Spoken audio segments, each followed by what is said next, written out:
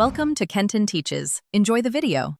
You'll start by enabling the Analysis tool pack so Excel can run statistical routines. Open File, Options, Add-ins, select Excel Add-ins at the bottom, check Analysis tool pack, then click OK. Once done, make sure the Data tab shows Data Analysis on the right. Prepare your dataset now, headers in row 1 and continuous numeric columns, no blank rows. This setup avoids errors and speeds execution. You're ready to run tests in the next step. Now you run a specific analysis. Click Data, then Data Analysis, and pick the tool, Descriptive Statistics, t-test, or Regression, depending on your question. Next, set the input range. Check labels if your first row has headers, and choose an output range or new worksheet.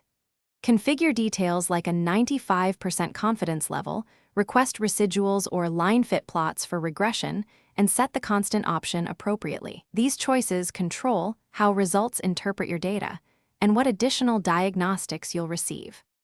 Finish by reading the output tables and charts to answer your hypothesis.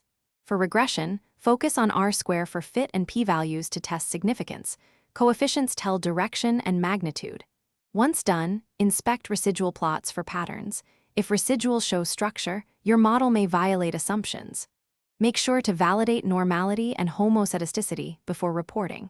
If Excel returns errors, recheck input ranges and headers. Remove blanks or text in numeric.